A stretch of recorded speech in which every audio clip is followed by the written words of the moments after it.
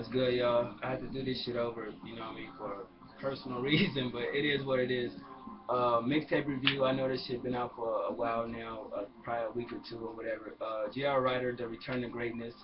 Um, I'm just gonna try to keep it nice and swift.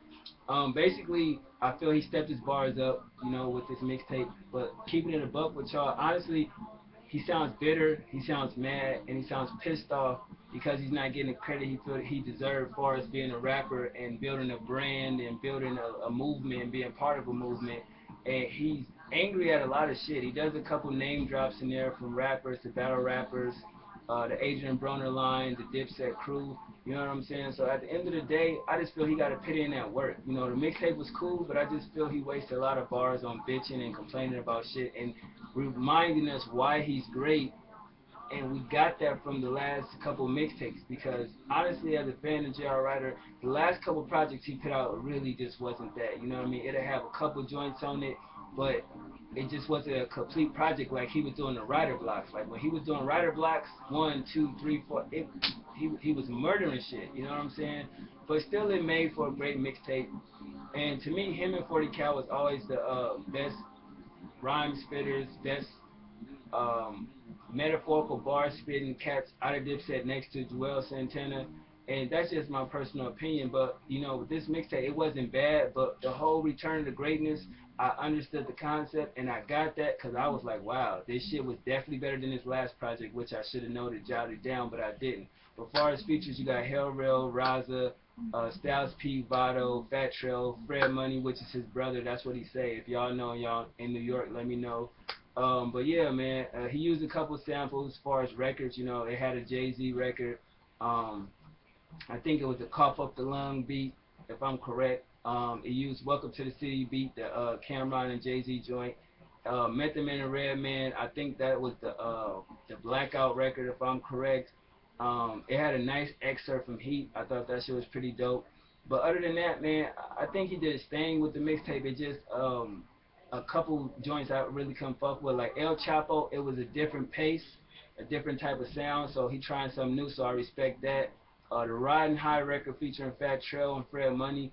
I think their verses was very on point, but the production I really couldn't get with. You know what I'm saying? So other than that, them the only records I didn't fuck with. But the intro was definitely a great way to open up the project. But at the same time, it just the whole, like I said, reminiscing and shit, we already know if you've been following J.R. Ryder, you know, through his career, through the whole robbery, or he got his chain snatched, and then he said he didn't get his chain snatched, through all the ups and downs, and that's the shit that you get from, you know what I'm saying, the project where it's like, I'm not gonna say he's hypocritical in a sense or he contradicting himself, but it's like, bro, you was with a big movement, and if you didn't pop off like the way you were supposed to, I don't feel that none of them niggas should blame that shit on Cameron, because I don't feel Cameron has to babysit niggas. You know what I mean? You got your own buzz, and once you is in a position to do what you do, take off. You feel me? So at the end of the day, I mean, he was making records with Wayne. You know what I'm saying? Even Jewels and Cash Money, Dipset was fucking with each other. So he had the opportunities. I mean, he was in Killer Season. He put out a debut album. You know what I'm saying? So at the end of the day, when you got that buzz, I don't know what it is. A lot of them Dipset niggas just got laxed and shit and tried to do what everybody did with Rockefeller, blame Jay and Dame or Jay, and then the Cameron shit, they try to blame him. But at the end of the day, you know what I mean, you got to be accountable for your own actions. I Got Him definitely was a fire piece of work. You know, that's the JR that I fuck with, you know what I mean? So he definitely gave me what I wanted to hear, you know what I mean? But I just still didn't understand the whole subliminal shit, because I feel he should have said names, you know what I mean? Even when he was saying names, I look at it as it's still shade thrown, because he'll say this and then say, like, I'm not tripping or something like that, but then you name dropping. So I mean, I don't know. We Work featuring Hell Rail and Raza, that was something different. And I was trying to think, is this the Raza that was back a couple of years ago, the little R&B dude, Cat? I'm just trying to think. I think it was him. It's like, wow, if it is him, he ain't been around a minute. But definitely was something different, you know what I'm saying, as far as the hook and the melody of it and the production, it was something different, but it worked. Real Ones, he definitely just spazzed on that shit, what can I say, and definitely just showed the difference between somebody real for somebody fake, and the ending of it with the Heat excerpt with Al Pacino and Robert De Niro. is on point. What can you say about that? You know what I'm saying? Life in the City featuring Styles P and Bottle. I love that sample. That sample was just, to me, was fire.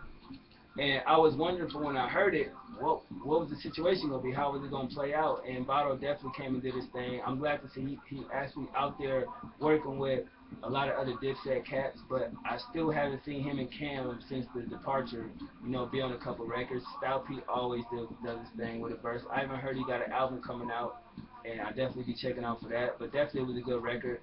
Day One, of course, you already know what that shit is about. You know what I mean? He been spitting what he been spitting since day one, since the Writer Block tapes, and I understand that. But at the same time, it's about growth and elevation. You can't be saying what you did 10 years ago, because at the end of the day, you probably got fans now that don't even know who the fuck J.R. Writer is. But that's crazy, because if you fuck with Cam, you fuck with the whole Dipset movement. But I just didn't understand, you know what I mean, why he kept going back. Because it's like when he take 10 steps forward in the mixtape, he go 10 steps back. And I'm like, yo, like, I already know this shit.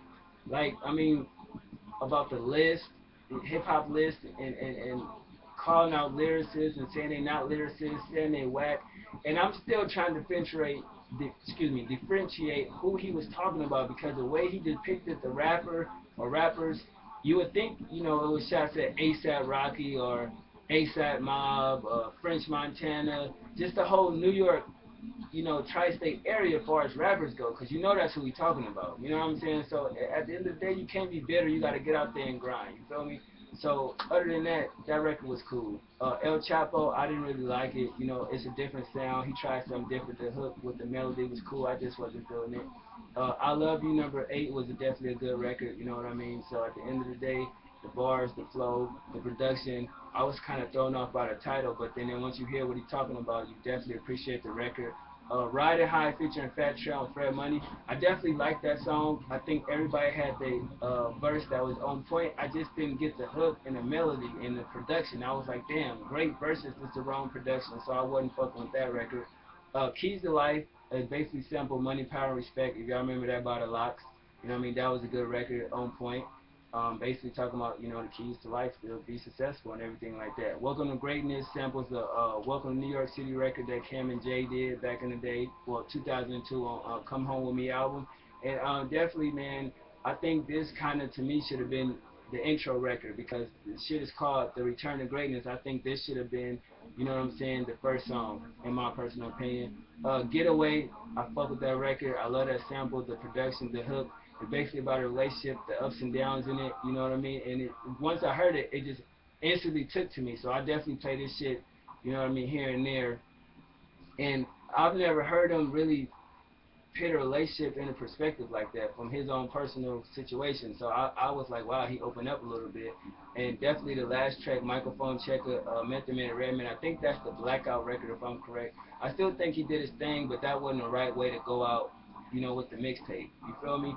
Um, if anything, since he was taking beats, I would have liked him to see him get Microphone Check. You know what I mean? Joel's old school joint. You feel me? And spit on that. But other than that, man, I give it a 7 out of 10. I like 11 out of 13 songs. Production 7 out of 10. I definitely think it's better than the last couple projects he put out. But I just think that if he really want to show and prove, just get out there and bust your ass, pause, and, you know what I mean, put in that work and get the fans to understand what you.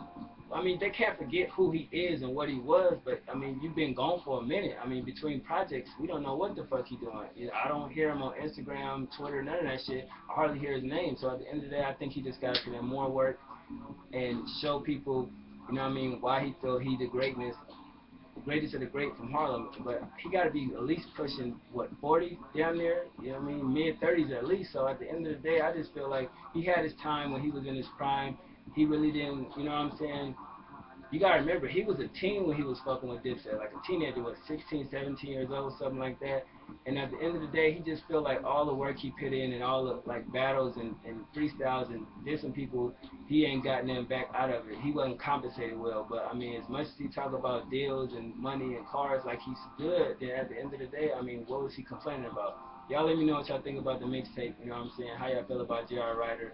And whatever happened to Diplomatic Immunity 3? I've been waiting for that shit for years, so I guess we never gonna get that album. You dig? But alright, man, I'm out, man. Holla at your boy. One.